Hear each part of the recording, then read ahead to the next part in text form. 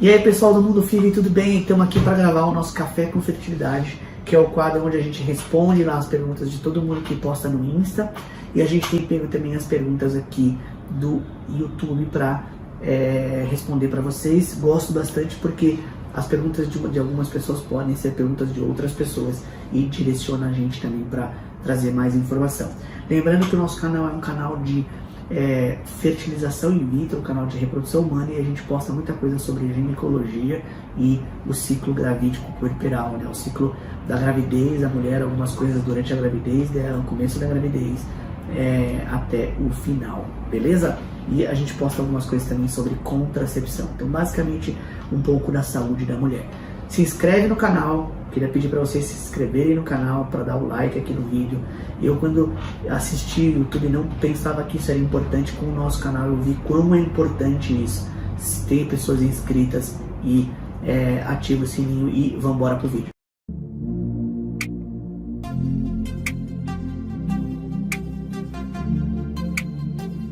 Beleza, pessoal, então vamos pro vídeo, vamos para as perguntas, e agora que vocês estão inscritos, vamos lá pro vídeo. Bem, primeira pergunta aqui é da K. Franciane.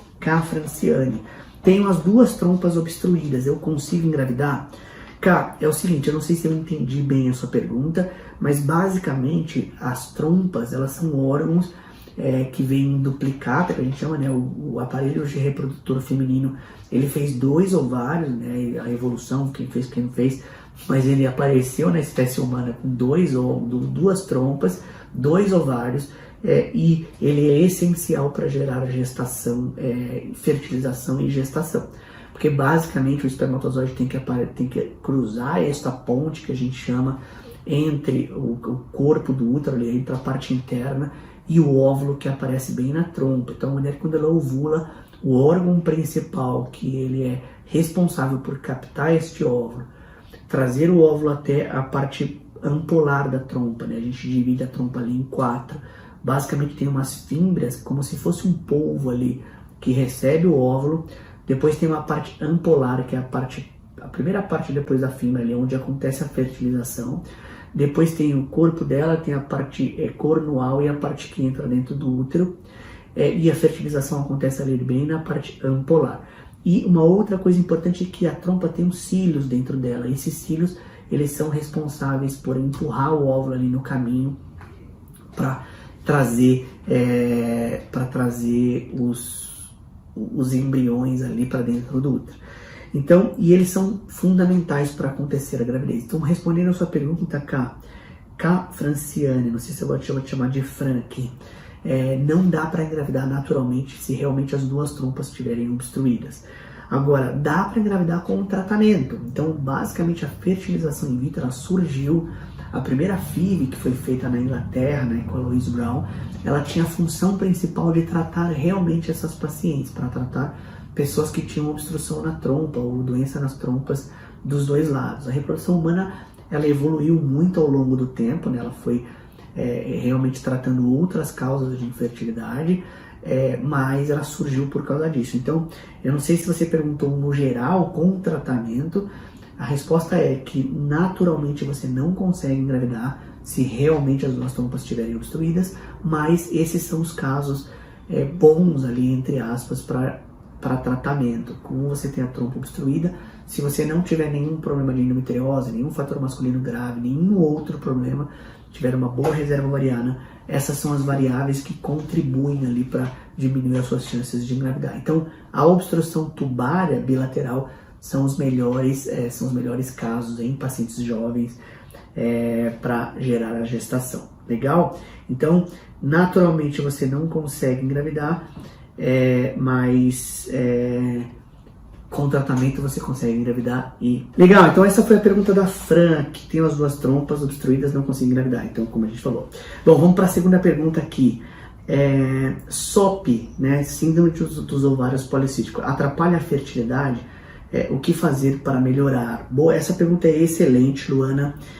Vamos falar um pouquinho dela. Acho que o mais importante é que a síndrome dos ovários policísticos, ela é uma síndrome onde a paciente não ovula. E ela é, sim, uma das principais causas de dificuldade para engravidar. Uma das principais endocrinopatias. Então, é um probleminha no ovário, ali endócrino do ovário, que faz a paciente não ovular. E existe uma série de variações, de alterações hormonais que podem acontecer no corpo, que devem ser ajustados. Então ela sim atrapalha a gravidez. O que é mais importante, o que é importante aqui, a Luana perguntando, é realmente saber se a classificação daquela paciente, se os exames, o aspecto do ultrassom, o aspecto clínico, se realmente você fecha o diagnóstico de ovário policístico. Porque pode ser que as pacientes tenham um pouco de reserva ali no ovário, pode ser que ela cicle naturalmente, que ela não tenha ali uma penetrância muito alta do ovário policístico. O mais importante do ovário policístico é que, dependendo dos critérios que você usa, você pode classificar algumas pacientes como tendo a síndrome ou não. E a principal variável ali para a paciente aumentar as chances dela engravidar é ter um ciclo menstrual regular. Então, se a paciente tem um ciclo menstrual regular, ela tem uma chance de engravidar, e nesses casos não seria uma dificuldade. Se ela, mesmo tendo uma boa reserva ovariana, se ela conseguisse recrutar um folículo e ovular, ela não teria problema. Mas se realmente você tiver critérios, se você for uma paciente que menstrua uma vez a cada 90 dias, ou seja, é um sangramento que a gente chama de anovuladora, a paciente sangra, mas mesmo sem ter ovulado. Se realmente você tem todos os critérios e não consegue ciclar, neste caso você tem ovário policístico, tá bom? Se você for realmente anovuladora, existem algumas coisas que são possíveis fazer, orientações médicas para te ajudar a fazer com que você se torne ovulatória. Então vamos a algumas dicas. A primeira coisa é perder peso. Algumas pacientes perdem peso num nível tão importante que faz com que a paciente perca um pouquinho da resistência periférica à insulina e ela volte a ser ovulatória. Então a síndrome do ovário policístico, a gente fala bastante aqui no canal sobre ela é uma síndrome que tem uma retroalimentação, né? Ela pode levar ao ganho de peso, o ganho de peso pode fazer com que ela não ovule, a não ovulação faz com que o ovário não funcione bem, aumenta ali a resistência periférica à insulina, que faz ela ganhar peso, ou seja, é uma retroalimentação.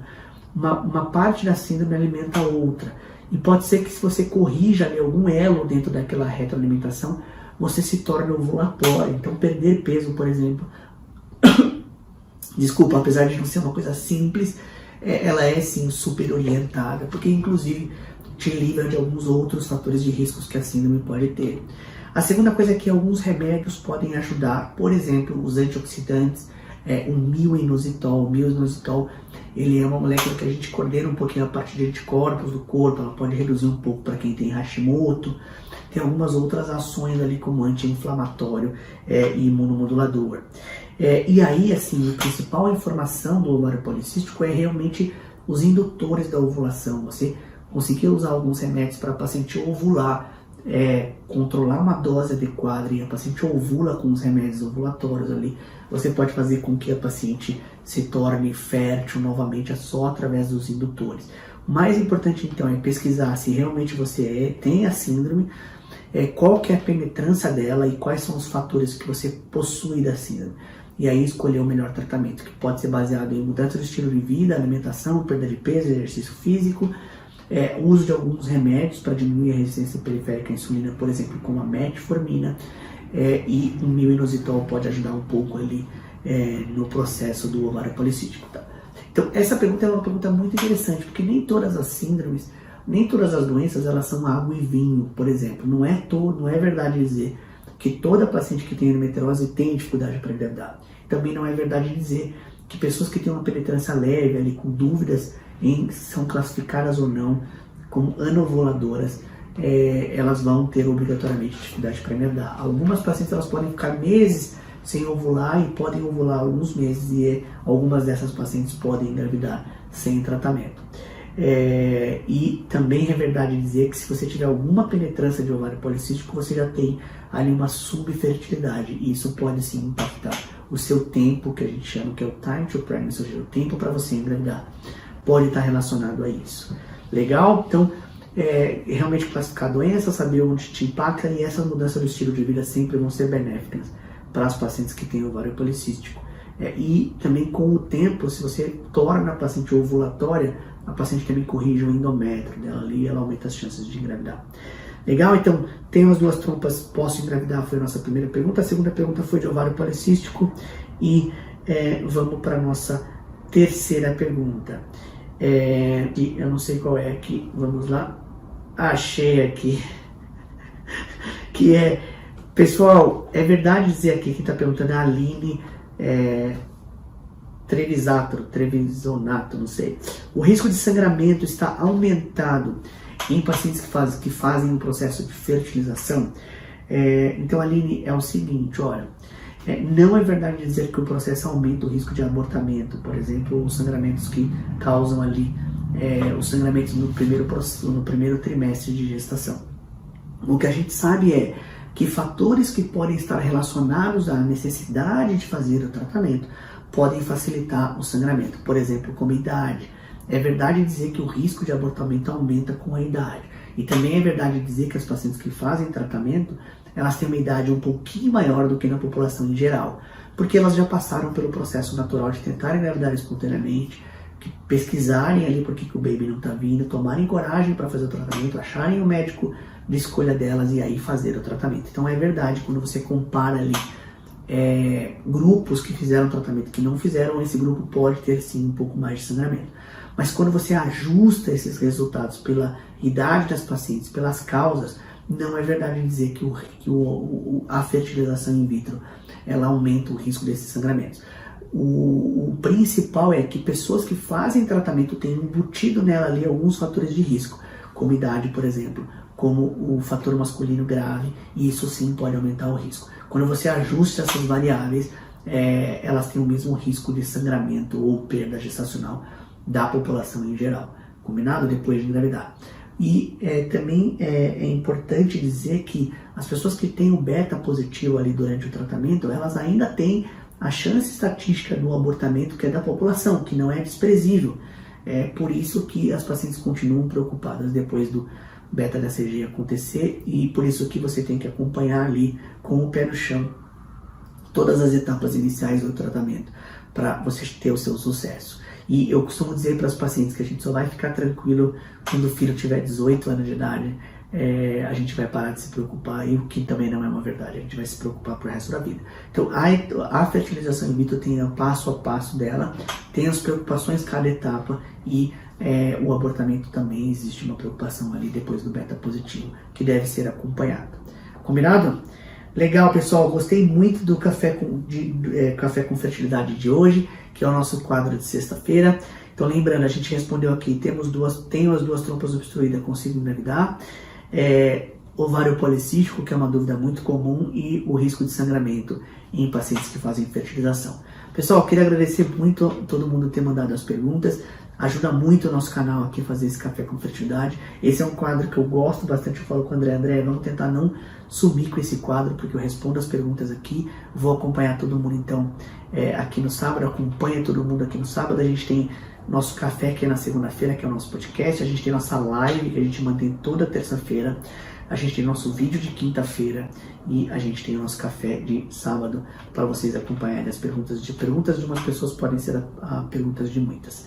Combinado? Um abração, obrigado por seguir o canal, obrigado pela audiência de vocês, eu vejo vocês nos próximos vídeos.